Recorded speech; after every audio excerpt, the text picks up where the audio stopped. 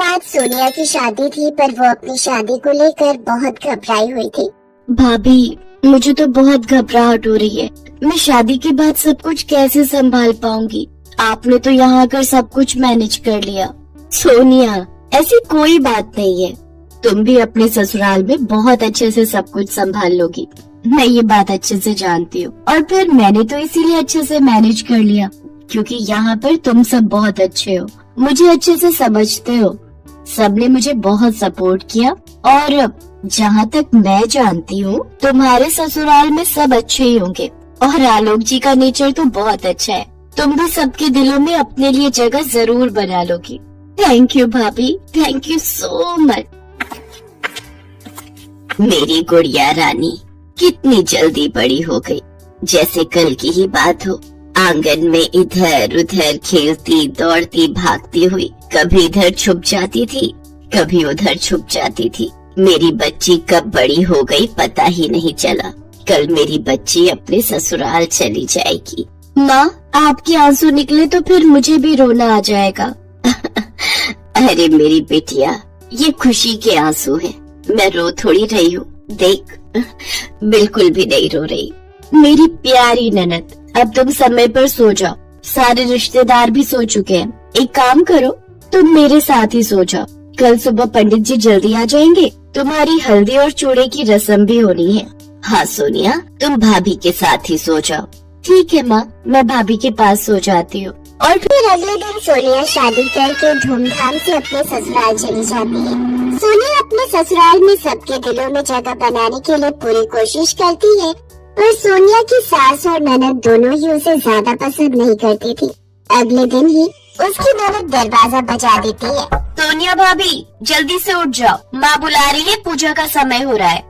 अभी तो सुबह के 5 ही बजे हैं, इतनी जल्दी? रुको, मैं मेघा को बोल देता हूँ। नहीं नहीं, रहने दो आलोक, अच्छा नहीं लगता ऐसे मना करना। मैं उठी जाती हूँ। सोनिया दरवाजा खोलती है।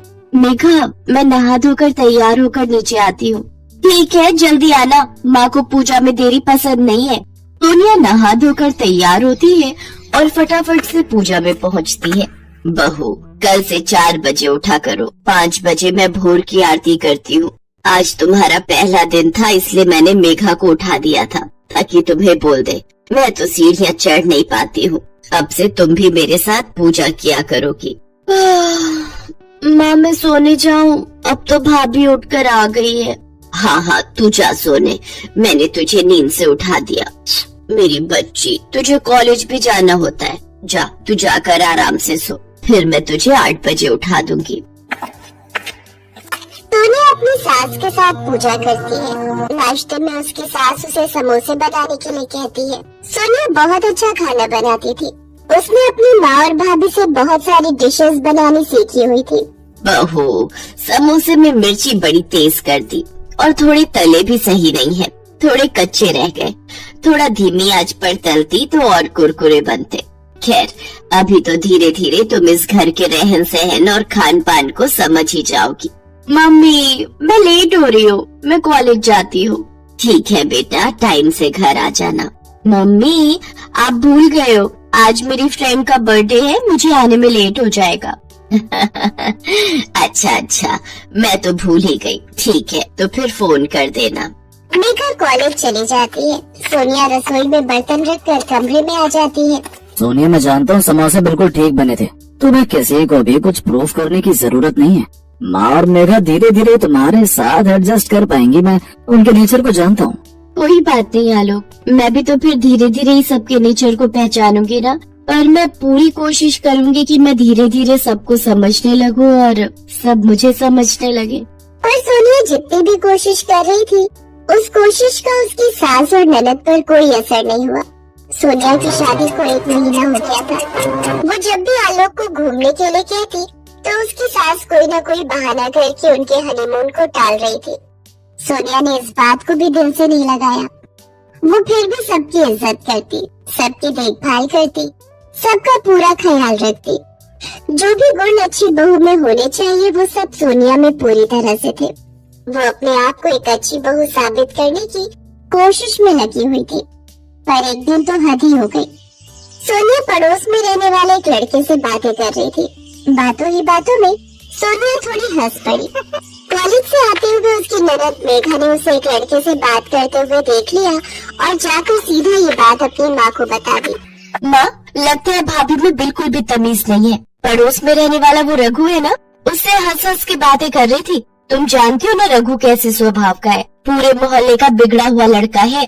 क्या बहू रघु से बात कर रही थी? अभी इसकी खबर लेती हूँ। सोनिया अब तक अपनी ननद की सारी बात सुन चुकी थी। अब सोनिया की सहनशीलता भी जवाब दे रही थी।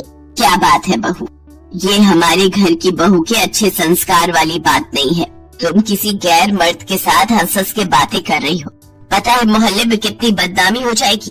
कुछ तो समझा करो, तुम इस घर की नई नवेली बहू हो। बस माँ जी, बहुत हुआ। आप दोनों मेरा बहुत अपमान कर चुके हो। अरे वो पड़ोस में रहने वाला रघु, मैंने उससे बात क्या कर ली, आप तो मेरे ऊपर लांछन लगा रहे हो। आपको पता भी है रघु कौन है? वो बचपन में मेरे स्कूल में पढ़ता था। वो मेरी सहेली का बॉयफ्रेंड है, मेरी बेस्ट फ्रेंड श्वेता का। वो तो हम बचपन की किसी बात पर हंस पड़े थे। खैर, मैं आप दोनों को सफाई क्यों दे रही हूँ, मुझे यहाँ रहना ही नहीं है। मैं अपनी मम्मी के घर जा रही हूँ। आलोक आए तो आप उसे बता देना। सोनिया गुस्से में अपना पर्स उठाती है और अपनी मम्मी के घर आ जाती है। उसकी सास और ननद घबरा गए थे क्योंकि आलोक के आने के बाद वो क्या ही जवाब देते कि उन्होंने ऐसी क्या गलती की जिसकी वजह से सोनिया घर छोड़कर चली गई। उधर सोनिया भी रोते हुए अपनी माँ और भाभी को सारी बात बताती है। भाभी, मैंने उस घर में आपकी तरह जगह बनाने की बहुत कोशिश की, पर नहीं। माँ जी और मेघा, उन दोनों ने मेरा अपमान किया, मेरे चरित्र पर उंगली उठाई। क्या आपको लगता है कि मुझे उस घर में रहना चाहिए, वापस जाना चाहिए? सोनिया, रो मत मेरी प्यारी ननद। मैं आलोक जी से बात करूंगी। तुम्हारे भैया और मैं दोनों मिलकर उनसे बात करने जाएंगे। बहू बिल्कुल ठीक कह रही है। अरे हमने अपनी बेटी दी है तो ये थोड़ी है कि हमारा कोई सम्मान नहीं है। हमने अपनी बेटी को अच्छे संस्कार दिए हैं और वो मेरी बेटी पर इस तरह के लांछन लगा रही है। सोनिया, तुम्हें वहाँ जाने की कोई जरूरत नहीं है। अब पहले बात होगी तभी तुम वहाँ जाओगी। उधर आलोक भी अपनी माँ और बहन पर बहुत गुस्सा होता है। तुम्हें पता भी है मेघा, मैं जानता हूँ रघु को वो सोनिया के बचपन का दोस्त है। और खैर कुछ भी हो, वो मेरी पत्नी है, उस पर मैं अपने आप से भी ज्यादा विश्वास करता हूँ। मैं सोनिया को पिछले 3 साल से जानता हूँ। उसके जैसी बहू शायद ही आपको मिलती। अब आप दोनों को उससे माफी मांगनी होगी। सोनिया मेरी पत्नी है, उसका सम्मान करो माँ। वो इस घर की बहू है। मेघा वो तुम्हारी भाभी है। तुम उसे इज्जत नहीं दोगी तो और कौन देगा? अगर तुम्हारे साथ शादी के बाद ऐसा ससुराल में सुलूक हो तो क्या तुम अपने ससुराल में एक दिन भी रह पाओगी? नहीं ना। तो सोचो सोनिया के दिल पर क्या बीतती होगी। वो बेचारी तो चुपचाप तुम सबसे थोड़ा प्यार पाने के लिए तरस रही है, पर तुम दोनों उससे बिल्कुल भी ठीक से बात नहीं करती हो। तू ठीक कह रहा है बेटा, हमसे बहुत बड़ी गलती हो गई। सॉरी भैया, माँ, हम दोनों को भाभी से माफी मांगनी चाहिए। चलो हम भाभी को लेकर आते हैं, हम उनसे माफी मांगेंगे। सोनिया की सास और ननद उसे लेने के लिए आती है और उससे माफी मांगती है। सबके कहने पर सोनिया उन्हें माफ कर देती है और खुशी खुशी इज्जत के साथ अपने ससुराल के लिए विदा होती है।